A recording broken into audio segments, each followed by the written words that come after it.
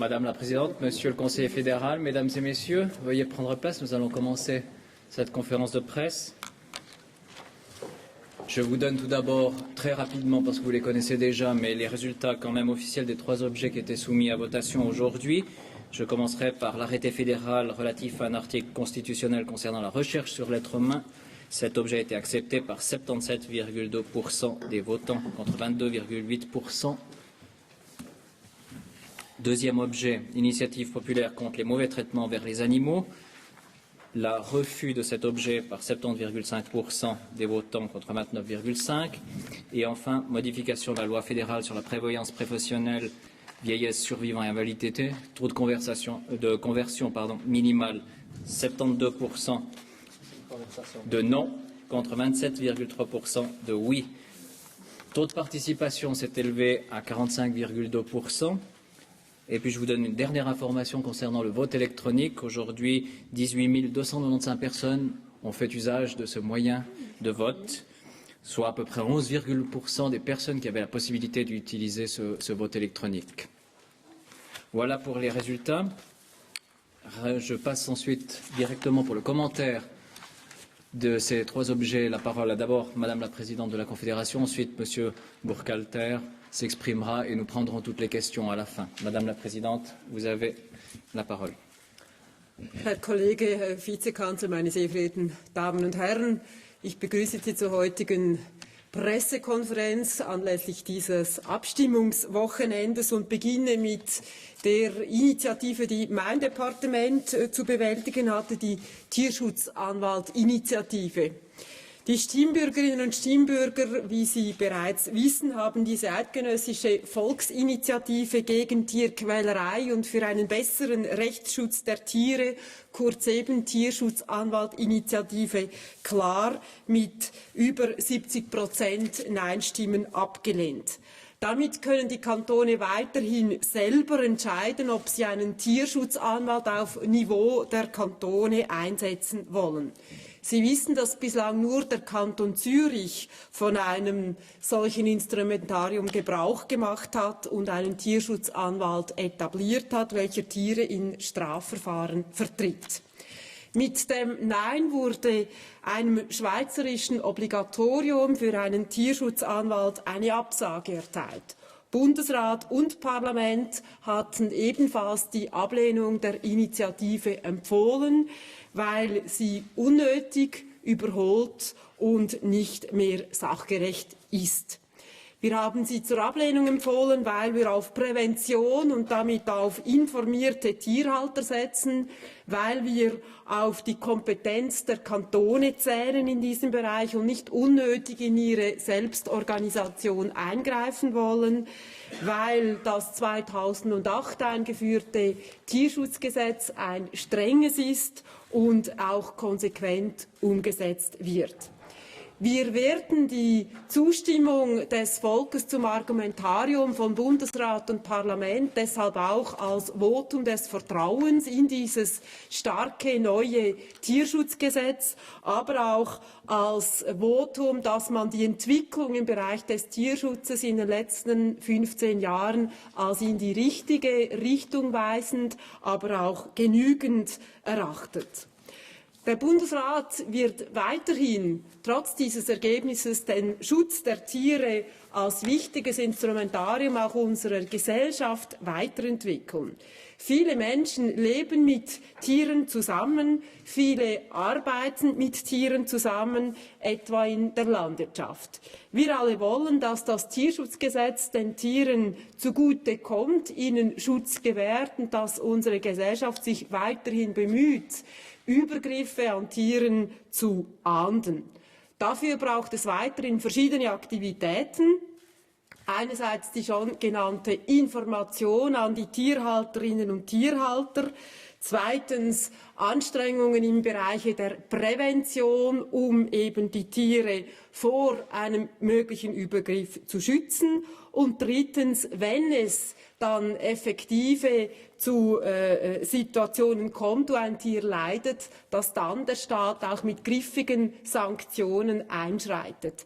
Wir sind überzeugt, dass mit dem künftigen Strafprozessgesetz, das dieses System des Tierschutzes noch verstärken wird durch zivil- und strafprozessuale Instrumente, dass wir auch im Bereich der Sanktionen und der Strafverfahren unser heutiges System nochmals weiterentwickeln können. Zu guter Letzt, meine Damen und Herren, glaube ich aber auch, dass das klare Votum der Bevölkerung ein Votum auch war, dass der Tierschutz gut funktioniert, dass man aber innerhalb der verschiedenen Probleme, die unser Land hat, dieses Problem nicht als sehr zentral erachtet hat. Das dürfte wohl mitgeschwungen haben im klaren Votum der Stimmbürgerinnen und Stimmbürger. Keinesfalls aber war es eben ein Votum gegen den guten Schutz der Tiere in der Schweiz. Wir werden deshalb auch hier weiter diesem Gedanken Nachachtung zu schaffen, etwa auch mit der Strategie Tiergesundheit 2010+, welche wir letzte Woche vorgestellt haben. Der Bundesrat bedankt sich daher bei den Stimmbürgerinnen und Stimmbürgern für das Vertrauen und wird weiterhin den Tieren als wichtige Lebenswesen auch unserer Gesellschaft seine Bedeutung zumessen. Besten Dank. Merci Madame la Présidente. Monsieur le Conseiller fédéral. Merci Madame la Présidente, Monsieur le Vice-Chancelier, Mesdames et Messieurs. Je vais donc maintenant commenter au nom du Conseil fédéral les deux autres objets. Deux objets dont les résultats sont en quelque sorte aux antipodes l'un de l'autre, en pourcentage d'acceptants, mais aussi sur le climat, on pourrait dire. Dans un cas, on a une confiance qui est très présente pour la politique de la recherche, et dans l'autre cas, on a une confiance qui est beaucoup trop absente pour ce qui concerne le deuxième pilier. Tout d'abord, l'article constitutionnel concernant la recherche sur l'être humain. La population suisse a donc approuvé aujourd'hui, à raison de 77%, donc à peu près 3 contre 1, cet article constitutionnel. Le Conseil fédéral se félicite bien sûr de ce résultat, d'autant plus net qu'il est largement positif dans tous les cantons. C'est un vote, encore une fois, de confiance du peuple suisse sur un sujet, la recherche en général, qui est, encore une fois, vu de manière positive, mais dans le cas présent, sur un sujet qui pouvait être peut-être encore un peu plus délicat que d'autres. Cette base constitutionnelle va permettre d'édicter une réglementation cohérente en matière de recherche sur l'être humain pour protéger l'homme dans sa dignité, dans sa personnalité. C'est là un enjeu d'une importance cruciale. Le bon résultat aujourd'hui est un signe positif en faveur du pôle suisse de la recherche. La population a confirmé la volonté de traiter les questions sensibles du point de vue éthique, non pas par des interdictions, mais bien plutôt par des réglementations qui soient claires et axée sur l'avenir. On doit inscrire ce résultat dans une série de oui qui étaient tout aussi nettes dans d'autres votations un peu apparentées, ou dans des objets apparentés, comme par exemple l'article constitutionnel sur la médecine de transplantation, c'était en 1999, ou la loi relative à la recherche sur les cellules souches, c'était en 2003. La population suisse est consciente que la recherche et le progrès sont étroitement liés.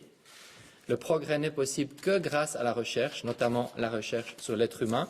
Pensons par exemple au progrès réalisé en médecine dans le traitement des maladies.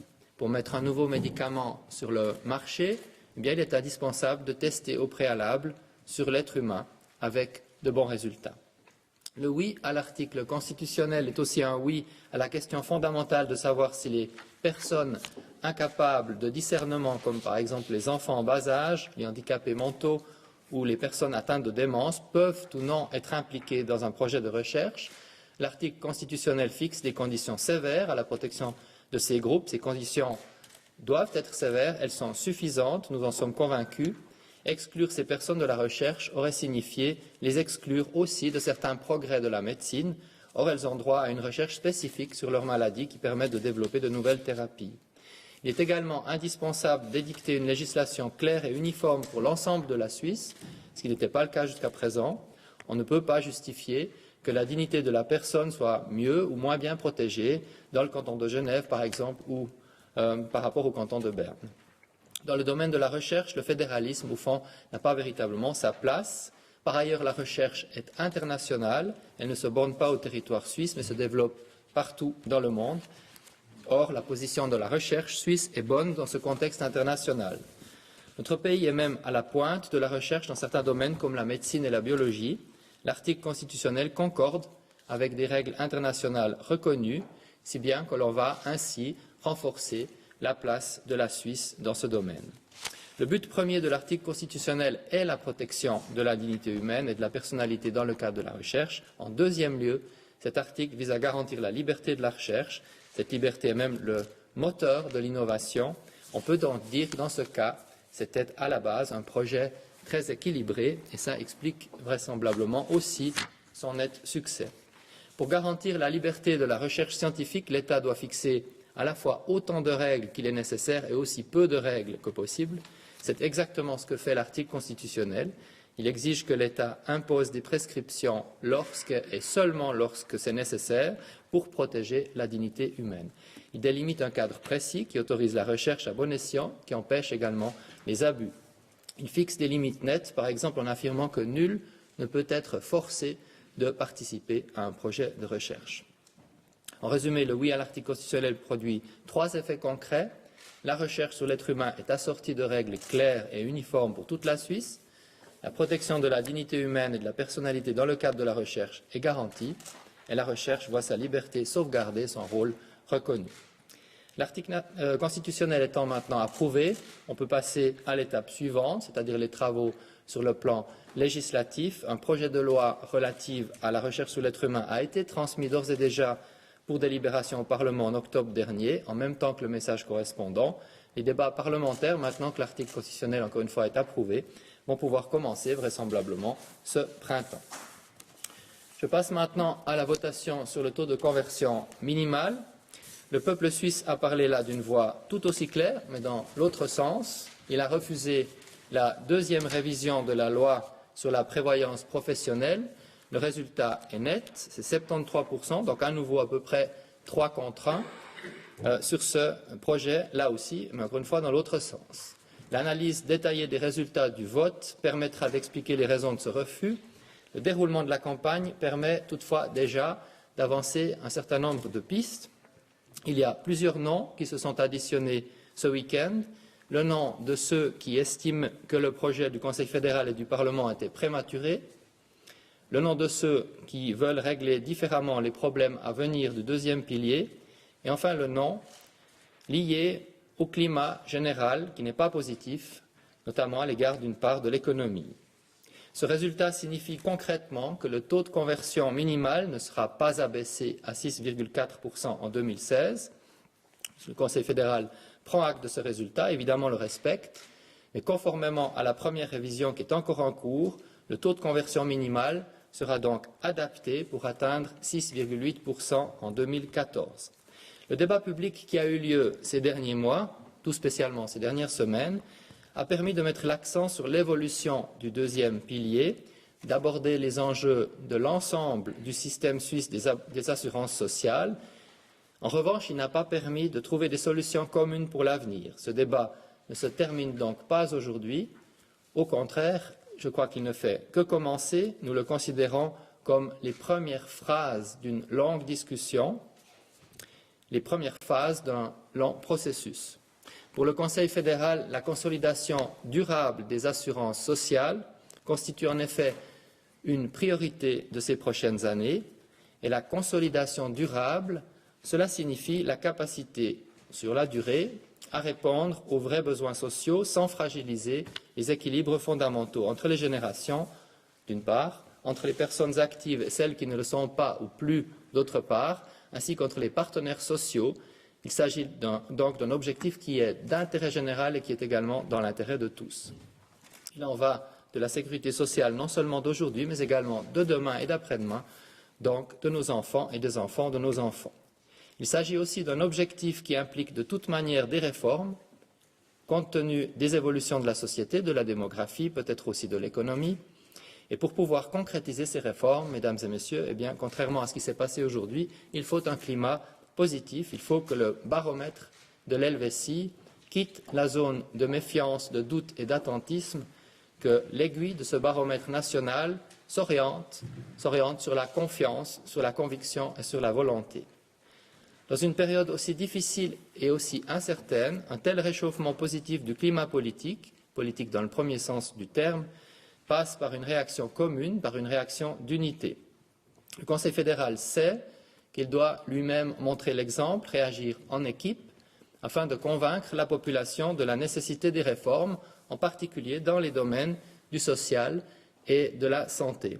Le Conseil fédéral est également convaincu de l'importance de relancer, de revivifier le dialogue constructif entre les partenaires sociaux, qui explique en grande partie le succès de la Suisse, qui permet la prospérité de ses habitants en termes d'emploi, en termes de financement précisément des assurances sociales. Le Conseil fédéral appelle donc dès aujourd'hui les acteurs de l'économie et des syndicats à reprendre leurs responsabilités respectives et communes dans l'élaboration des solutions d'avenir. En ce qui concerne plus spécifiquement le deuxième pilier, la prévoyance professionnelle, le Conseil fédéral veut que l'on tire les leçons de l'échec de cette votation. Là encore, nous sommes conscients que nous devons montrer l'exemple. Ainsi, nous avons entendu les critiques de la population selon lesquelles il est difficilement compréhensible et difficilement acceptable que les autorités lancent une adaptation du taux de conversion minimal alors que la précédente révision n'est pas encore entièrement réalisée.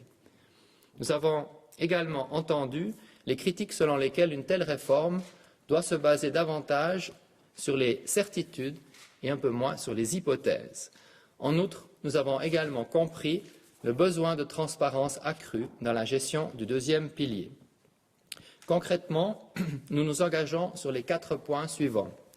Tout d'abord, le Conseil fédéral souhaite accélérer la mise en vigueur de la réforme structurelle, qui est précisément une réforme de transparence, qui était d'ailleurs peut-être un peu trop transparente parce qu'elle n'a pas été véritablement comprise jusqu'ici, mais la réforme structurelle du deuxième pilier améliore grandement la surveillance, la transparence et elle réduit les risques d'abus dans la gestion des caisses de pension. Cette réforme devrait être adoptée en votation finale par les chambres fédérales durant cette session de printemps encore, donc dans moins de 10 jours. La législation en question devrait être sous toit. Sur le fond, cette réforme structurelle de la prévoyance professionnelle répond à de nombreuses préoccupations actuelles.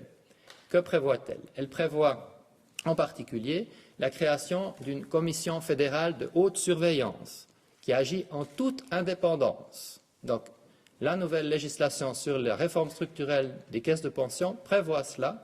Dans 10 jours, c'est décidé, le Parlement met le point final.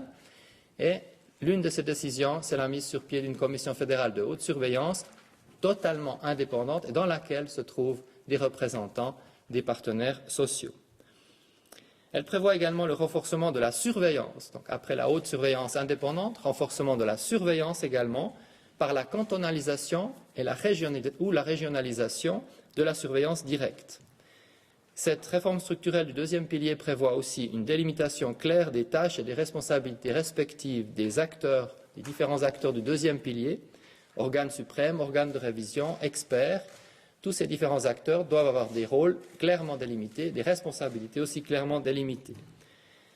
Elle prévoit encore, cette réforme, des dispositions supplémentaires en matière de bonne gouvernance, réglementation sur l'intégrité et la loyauté des responsables des caisses de pension, sur les avantages financiers personnels, sur les conflits d'intérêts, sur les actes juridiques avec des proches, tous éléments qui comportent en soi des risques d'abus. Et là, nous avons donc toutes ces propositions qui sont en cours, pratiquement terminées, puisqu'il s'agit maintenant de l'examen des dernières divergences au Parlement. Et ce sont ces règles de bonne gouvernance, donc pas la partie surveillance, mais la partie disposition de bonne gouvernance, cette partie-là, qui devrait pouvoir être mise en vigueur, peut-être plus rapidement que prévu. Nous l'étudions actuellement. Initialement, la mise en vigueur de cette nouvelle législation est prévue pour début 2012, mais la partie sur la bonne gouvernance pourrait être réalisée un peu plus tôt. La partie sur la surveillance, compte tenu du nombre de partenaires au niveau des cantons et des régions, il est vraisemblable que la date de début 2012 devra être confirmée. Pour ce qui concerne la bonne gouvernance, nous essayons d'accélérer le mouvement. Ça, c'est le premier engagement. Deuxième engagement, dans le même objectif de consolidation du deuxième pilier, le Conseil fédéral va encourager, dans le cadre de ses compétences, l'examen rapide par les chambres fédérales du projet de législation sur les institutions de prévoyance de droit public, un projet qui vient d'être adopté maintenant au Conseil des États, dans une solution, je dirais, de recherche de compromis avec les cantons. Et dans ce sens-là, le Conseil fédéral va maintenant orienter ses efforts pour rechercher la solution qui puisse assez rapidement être acceptée par les deux chambres. Troisièmement, troisième engagement, la législation sur la prévoyance professionnelle actuelle prévoit que le Conseil fédéral soumette régulièrement un rapport sur la question du taux de conversion minimal. C'est la loi actuelle. La nouvelle loi qui vient d'être refusée prévoyait aussi cela, mais avec même un timing plus serré entre chaque rapport. Mais nous avons de toute façon, au niveau du département fédéral de l'Intérieur, la préparation en cours, on va mettre en cours d'un rapport pour l'année prochaine, donc pour 2011 déjà, et nous allons élargir le champ d'action de ce rapport qui, selon la loi, est donc consacré spécifiquement à la question du taux de conversion minimal. Nous allons élargir le champ d'action. Ce rapport fera également le point sur les questions fondamentales du financement du deuxième pilier, de la transparence, y compris de la problématique des frais d'exploitation qui a fait l'objet de pas mal de discussions dans les dernières semaines de campagne. Enfin, nous exposerons également dans ce rapport les différentes solutions envisageables pour les futures réformes, donc après la réalisation complète de la première réforme du taux de conversion minimal et de la LPP, qui nous amène donc en principe en début 2014 avec ce taux de 6,8%. À titre d'exemple, nous étudierons les mécanismes d'autorégulation en fonction de l'évolution démographique et économique, donc, encore une fois, de passer à des réformes basées davantage sur les réalités que sur les hypothèses. Ça, c'est pour le troisième engagement. Le quatrième et dernier engagement, simultanément à ce rapport, qui doit constituer une contribution au débat futur et nécessaire, le Conseil fédéral va s'engager pour relancer une discussion ouverte avec les partenaires sociaux, tout spécialement sur ce deuxième pilier, mais aussi sur les autres assurances sociales en général, mais évidemment, dans le deuxième pilier, les acteurs principaux sont à l'évidence les partenaires sociaux. C'est sur cette base, donc une réforme structurelle mise en vigueur aussi vite que possible, un rapport sur la question non seulement du taux de conversion, mais de manière générale sur les points en débat du deuxième pilier, et puis un dialogue aussi ouvert que possible entre les partenaires sociaux et avec l'autorité. C'est sur cette base que nous préparerons les futures modifications qui s'avéreront nécessaires pour assurer la solidité et la consolidation durable de la prévoyance professionnelle. Merci, Monsieur le Conseiller fédéral. Nous pourrons passer à vos questions. Qui souhaite poser la première question? On ne se presse pas au portillon. Oui, si, Monsieur Friedli. Eine Frage an Herrn Burkhalter. Das BVG-Resultat wird jetzt von den Siegern dahingehend interpretiert, dass das gewissermaßen das Ende für alle Abbauvorlagen im Sozialversicherungsbereich bedeutet. Teilen Sie diese Auffassung? Und wird es je möglich sein, dem Volk hier Abbaumaßnahmen schmackhaft zu machen? Ich habe diese Frage schon beantwortet in meiner Vorstellung, weil es ist eine lange Diskussion, im Weg ist ein Prozess. Wir müssen diese verschiedenen Versicherungen geben im Bereich der Transparenz, im Bereich der Finanzierung, im Bereich der Strukturreform der BVG mit Beweise, mit Daten geben und dann wird das Vertrauen wieder kommen. Dass es jetzt eine Abbauvorlage oder ein Abbau für mehrere Jahre ist, dann bestreitet der Bundesrat diese Idee. Was im Gange ist, ist eine große Diskussion und wichtige Entscheide für unsere Sozialversicherung der Zukunft, dass sie trotz der Entwicklungen in den demografischen Bereich, aber auch wahrscheinlich im wirtschaftlichen Bereich, trotz Möglichkeit, dass es Probleme gibt in diesen Bereichen, immer solid bleiben für die nächsten Generationen. Das hat nichts zu tun mit Abbau, aber das hat zu tun mit schwierigen Entscheidungen und wahrscheinlich wird es immer schwierig, eine Mehrheit zu bekommen. Schwierig heißt aber nicht unmöglich. Es müssen einfach die Bedingungen, die Hauptbedingungen, besonders das Vertrauen in solchen politischen Diskussionen, müssen einfach stattfinden und existieren einfach. Das ist so. Madame Novak. Ja, konkret, AHV-Vorlage steht ja an, ist im Moment im Parlament nicht besonders erfolgsversprechend wahrscheinlich. Also wenn das so bleibt ohne Flexibilisierungsgelder. Was ist da die Mindestbedingung in Ihren Augen, damit das eine Vorlage am Ende ergibt, die dann auch vor dem Volk Bestand hat? Also für die AHV ist die Situation nicht ganz einfach, das stimmt, weil in den 15 nächsten Jahren werden ungefähr die Ausgaben von 36 Milliarden bis zu 51 Milliarden steigen. Das ist ziemlich steil für eine Steigung. Und in dieser Zeit haben wir dann wahrscheinlich, also ganz schnell, ziemlich große Probleme mit den Prozent im Fonds der HAV, sogar vielleicht in einigen Alternativen und Hypothesen sogar in 5 oder 6 Jahren schon große Probleme. Dann, es heißt, dass die Manöverraum, also die Möglichkeiten, um eine Lösung zu finden für die 11. AHV-Revision, ist nicht groß. Trotzdem bin ich der Meinung, dass jetzt nach der Diskussion im Nationalrat und gerade bevor dass der Ständerat wieder diese Diskussion anfängt, in der zweiten Runde, wenn man es so sagen darf, dann hat es eine Chance, wenn man klare Schranken setzt. Also es bleibt ein Projekt, wo es nicht möglich, in der Meinung des Bundesrates, mehr auszugeben als vorher. Das ist ganz klar. Es muss noch etwas gespart, sodass die HAV nicht plötzlich noch schneller in Problemen kommt. Aber es gibt vielleicht eine Möglichkeit, dass man gezielt und mehr gezielt als in der Version des Ständerates eine Lösung findet. Und das wollen wir in der nächsten Diskussion mit der Ständeratskommission diskutieren und zusammen eine Lösung suchen. Ob dann eine Mehrheit auch im Nationalrat kommt am Schluss, das ist noch offen, das ist auch nicht sicher, das ist ganz klar. Aber der Bundesrat ist der Meinung, dass wir müssen noch kämpfen für eine bessere Lösung und mehrheitliche Lösung für diese 11. AHV-Revision. Es ist noch möglich, und wir werden dann wieder einmal die Lage beurteilen nach dieser Diskussion mit der Ständerätlichen Kommission. Das kommt ziemlich schnell, das ist schon im April, glaube ich, oder Ende März. Ich glaube im April. Und dann haben wir dann eine neue Situation und können wir dann die Lage ruhig mit dem Bundesrat nochmals beurteilen. Danke, Herr Ramsayer.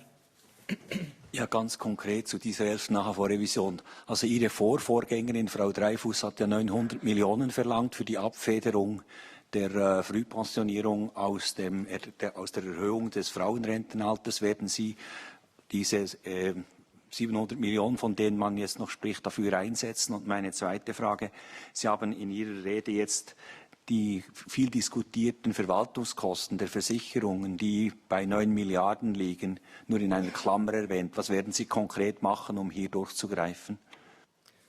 Noch einmal für die AHV. Es ist für den Bundesrat nicht möglich, dass wir alles, was gespart wäre, in der 11.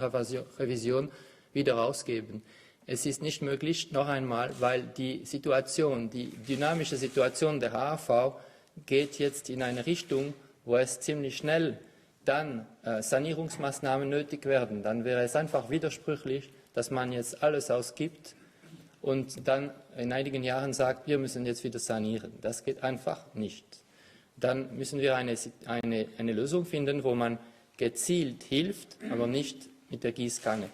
Also 700 Millionen sind viel zu viel, so wenn man die Bundesratsmeinung nimmt. Was die Verwaltungskosten anbelangt, es muss jetzt noch einmal gesagt werden, dass die Frage der Transparenz, der Aufsicht und auch der Missbrauchbekämpfung ganz klar und ganz stark mit der Strukturreform in 10 Tagen abgestimmt wird.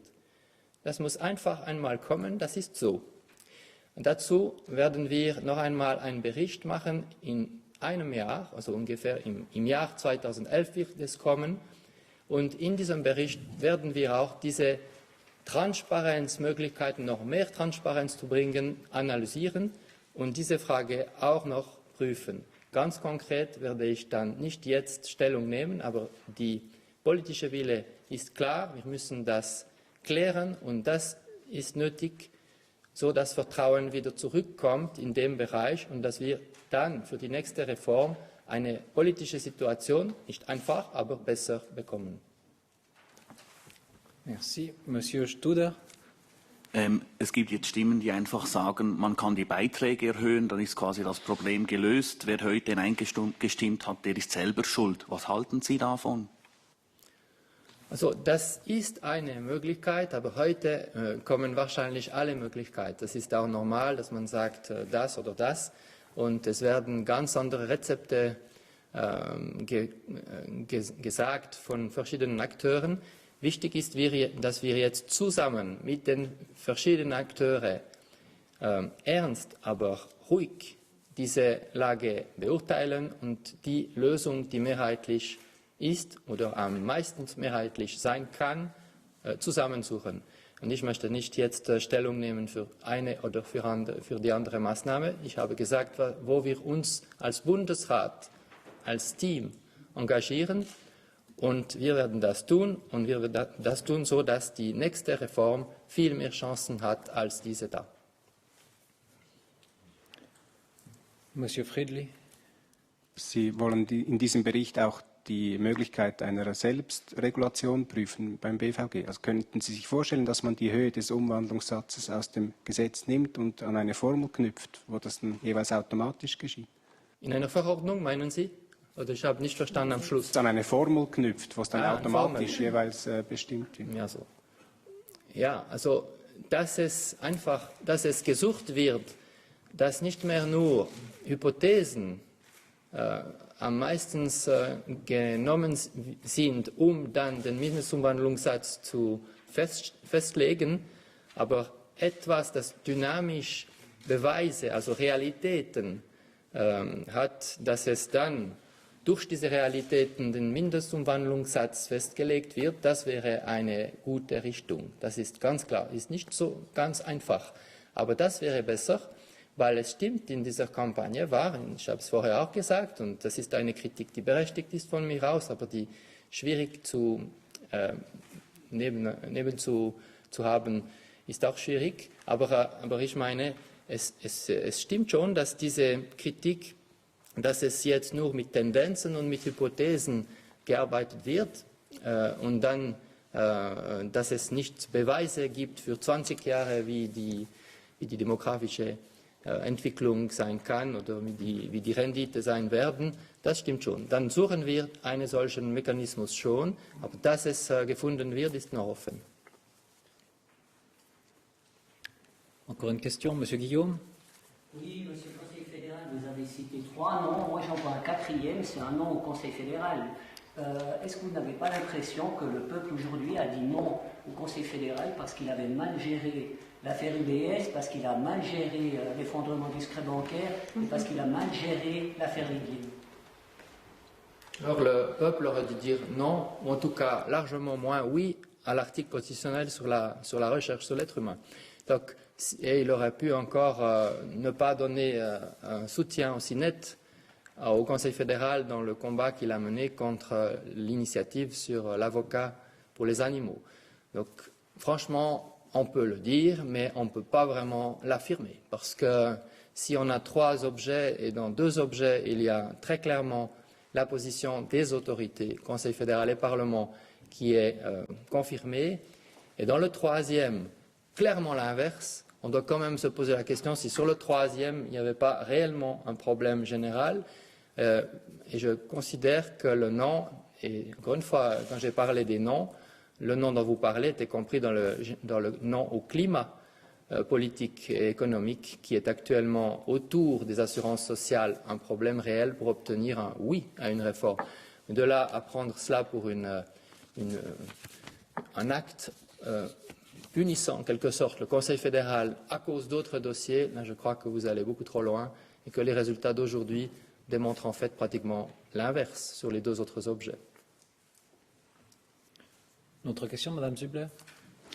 Oui, vous insistez à nouveau, Monsieur Burkhalter, sur la nécessité de, vous dites, relancer une discussion ouverte avec les partenaires sociaux sur les assurances, en général aussi l'AVS-LAI. C'était aussi votre intention en matière de santé. Est-ce que vous avez repris un département où les discussions étaient à ce point bloquées entre tous les partenaires sociaux et à quoi vous l'attribuez?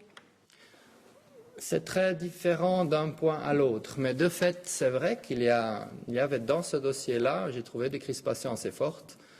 Et je crois vraiment que le dossier de remise en cause du taux de conversion minimal, comme ça, il est arrivé trop tôt par rapport à tout l'aspect de réforme relative à la structure, enfin on devrait l'appeler la réforme relative à la transparence du deuxième pilier.